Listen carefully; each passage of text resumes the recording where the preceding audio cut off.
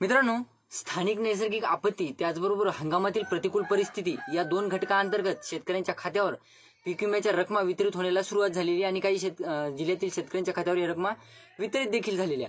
परंतु मित्रांनो, काही शेतकऱ्यांचे प्रश्न होते की बाबा आमच्या जिल्ह्याचा पीक विमा अद्यापही वाटप झालेला नाही. त्यानंतर मित्रांनो, काही शेतकऱ्यांचे प्रश्न होते की बाबा आम्हाला पोस्ट हार्वेस्टचा पीक विमा कधीपासून वितरित होईल वगैरे अशा बऱ्याच कमेंट शेतकऱ्यांच्या येत होत्या. आणि काही शेतकरी म्हणत होते की बाबा 75% जे पीक विमा उर्वरित आहे ते सुद्धा कधीपर्यंत येईल, ह्या सुद्धा कमेंट होत्या.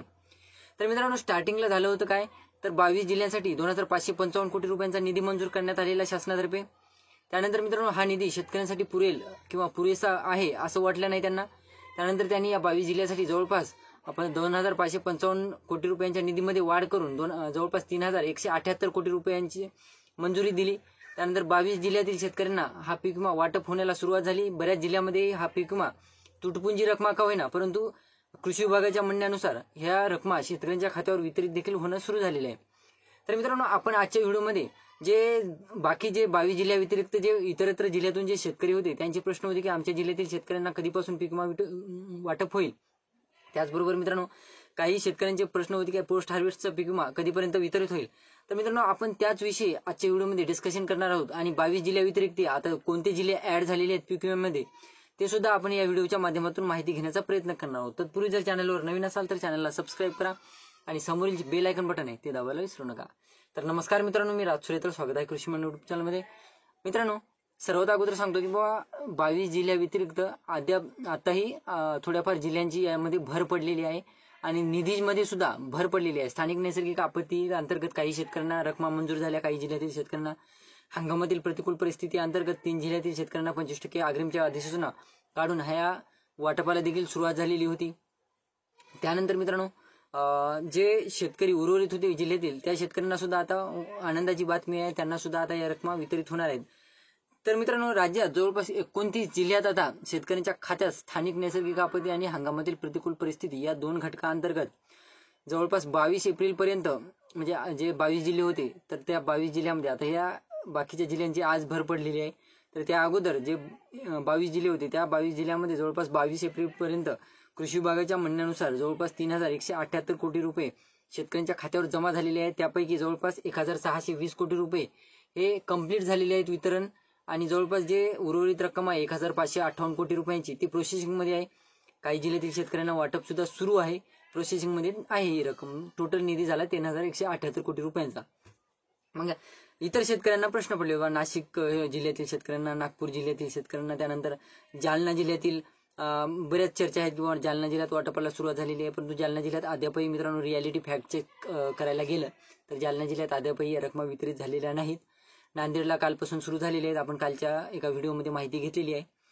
तर त्या अंतर्गत मित्रांनो, काढणी पश्चात आणि जवळपास जे काढणी पश्चात नुकसान भरपाई आणि पीक कापणी प्रयोग या अंतर्गत ज्या रकमा असतात, मी वारंवार व्हिडिओच्या माध्यमातून सांगत असतो की बाबा तुम्हाला पोस्ट हार्वेस्टचा वगैरे पीक विमा हा पहिल्या विमा हप्ता जे राज्य शासनातर्फे पीक विमा कंपन्यांना दिला जातो, तर त्या विमा कंपनीच्या पहिल्या हप्त्यामध्ये हा पोस्ट हार्वेस्टचा वगैरे काही पीक विमा हा शेतकऱ्यांच्या खात्यावर जमा होत नसतो. त्यासाठी दुसरा हप्ता राज्य शासनाचा पीक विमा कंपनीकडे जमा होऊ द्यावा लागतो. त्यानंतरच पोस्ट हार्वेस्टचा वगैरे पीक विमा शेतकऱ्यांच्या खात्यावर वितरित होत असतो. ही मी अगोदरच्या व्हिडिओमध्ये सुद्धा तुम्हाला थोडीफार माहिती दिलेली होती. त्यानंतर मित्रांनो, आता हे जे निधी वाढलेला आहे या निधीच्या अंतर्गत जे शेतकरी ज्यांचं कॅल्क्युलेशन अवेटेड होतं, ज्यांचं कॅल्क्युलेशन 0 दाखवत होतं, त्यांना सुद्धा या निधी अंतर्गत मदत होणार आहे, त्यांचे सुद्धा रकमा दिसून येणार आहेत.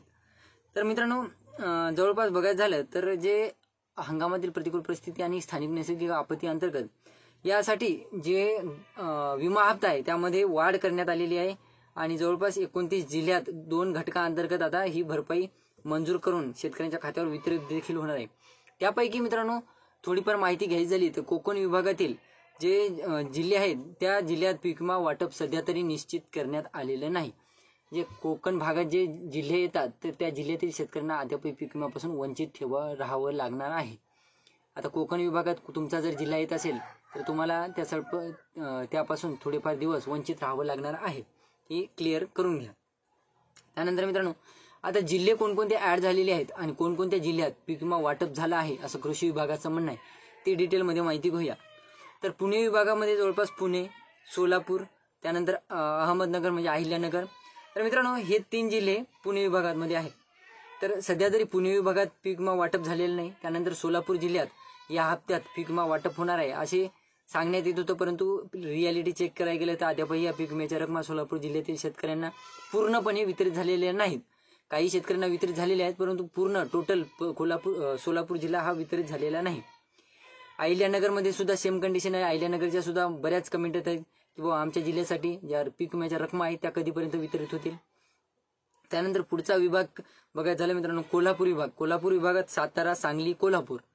तर आपण काल परवाच्या एका व्हिडिओमध्ये कोल्हापूर जिल्ह्याविषयी माहिती घेतली होती की कोल्हापूर जिल्ह्यामध्ये जे तालुका वाईज पीक विमा वाटपाला सुरुवात झाली आहे किंवा होईल असं देखील आपण माहिती घेतलेली होती. सांगली आणि सातारा या 2 जिल्ह्यामध्ये अद्यापही पीक विमा वाटपाला कुठलीही प्रोसिजर दिसून आलेली नाही. कृषी विभागाच्या म्हणण्यानुसार किंवा कृषी विभागाच्या म्हणण्यानुसार प्रोसेसिंगमध्ये आहेत रकमा, परंतु रियालिटी चेक करायला गेलं तर कंपनीने अद्यापही या जिल्ह्यातील शेतकऱ्यांचं कॅल्क्युलेशन पूर्णपणे केलेलं नाही. त्यानंतर मित्रांनो नाशिक जिल्हा किंवा नाशिक विभागाबद्दल माहिती घ्यायची झाली तर नाशिक जिल्हा, धुळे, नंदुरबार आणि जळगाव, तर यामध्ये नाशिक जिल्ह्यामध्ये नाशिक विभागामध्ये हे जिल्हे येतात.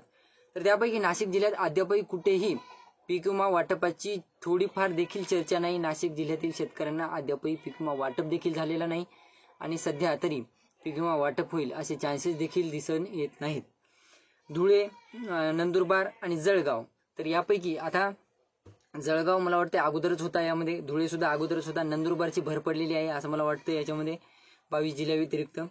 त्यानंतर मित्रांनो छत्रपती संभाजीनगर विभागाबद्दल माहिती घ्यायची झाली तर जवळपास छत्रपती संभाजीनगर, त्यानंतर बुलढाणा, यवतमाळ आणि वाशिम या जिल्ह्यांचा समावेश छत्रपती संभाजीनगर विभागामध्ये येत आहे.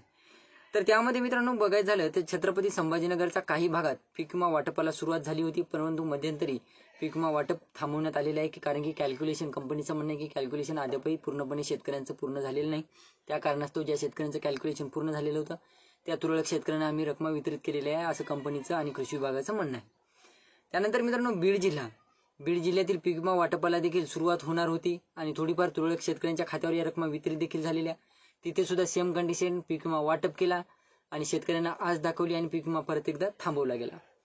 त्यानंतर जालना जिल्ह्यात सुद्धा सांगण्यात येत होतं की बाबा जालना जिल्ह्यामध्ये पीक विमा वाटपाला सुरुवात झालेली. कालपासून अशी बऱ्याच चर्चा आहे, मी बरेच चर्चा ऐकली की जालना जिल्ह्यात पीक विमा वाटपाला सुरुवात झाली वगैरे वगैरे, परंतु मित्रांनो तसं काही नाही. सध्या रियालिटी फॅक्ट चेक करायला गेलं तर जालना जिल्ह्यात अद्यापही शेतकऱ्यांच्या खात्यावर या रकमा वितरित झालेल्या नाहीत.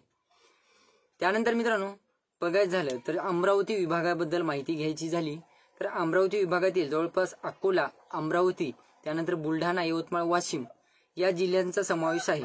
तर यामध्ये जवळपास अकोला जिल्ह्यात पीक विमा वाटपाला सुरुवात झालेली आणि आपण त्याबद्दल व्हिडिओ देखील घेतलेला आहे.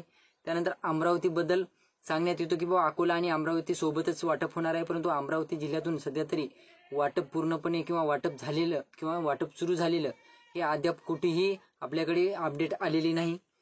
त्यानंतर बुलढाणा जिल्ह्यामध्ये सुद्धा सेम कंडिशन आहे. बुलढाणा जिल्ह्यातील काही शेतकऱ्यांना चांगल्या प्रकारच्या रकमा दिसून आलेल्या होत्या, आपल्या व्हिडिओच्या माध्यमातून आपण माहिती घेतली होती.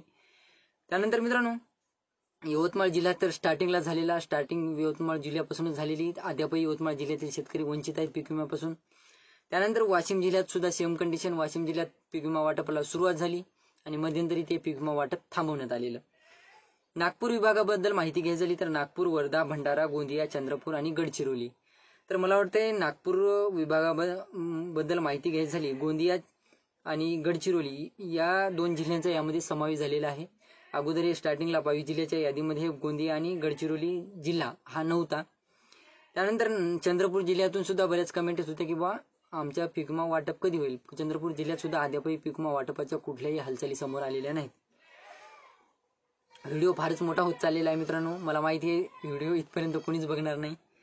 तर त्यानंतर मित्रांनो जवळपास बघायचं झालं तर लातूर विभागातून धाराशिव, लातूर, त्यानंतर नांदेड, हिंगोली, परभणी. तर नांदेड, हिंगोली, परभणी या नांदेडचा सध्या तरी कालपासून सुरू झालेला आहे.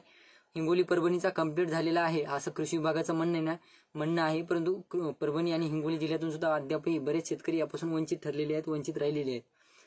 लातूर विभागात सुद्धा सेम कंडिशन आहे. लातूर जिल्ह्यातील सुद्धा सेम कंडिशन आहे. लातूर जिल्ह्यात सुद्धा बरेच शेतकरी यापासून वंचित आहेत. शेतकऱ्यांच्या खात्यावर ह्या पीक विम्याच्या रकमा वितरित झालेल्या, परंतु अद्यापही पूर्णपणे लातूर जिल्हा कंप्लीट झालेला नाही. धाराशिव जिल्ह्यामध्ये सुद्धा सेम कंडिशन आहे. धाराशिव जिल्ह्यातील सुद्धा शेतकरी जे स्टार्टिंगला म्हणजे पीक विमा वाटपाला सुरुवात झालेली तिथे सुद्धा पीक विमा वाटप थांबवण्यात आलेलं होतं. तर याबद्दल अद्याप म्हणजे अजूनही आपल्याकडे बरेच अपडेट आहे मित्रांनो, परंतु हा व्हिडिओ जरा जास्तच मोठा होत चाललेला आहे. त्या कारणास्तव आपण या व्हिडिओला इथेच थांबूया. तर व्हिडिओ आवडला असेल तर चॅनलला सबस्क्राईब करा, लाईक करा, जास्तीत जास्त शेतकऱ्यांपर्यंत पोहोचवण्याचा प्रयत्न करा. धन्यवाद.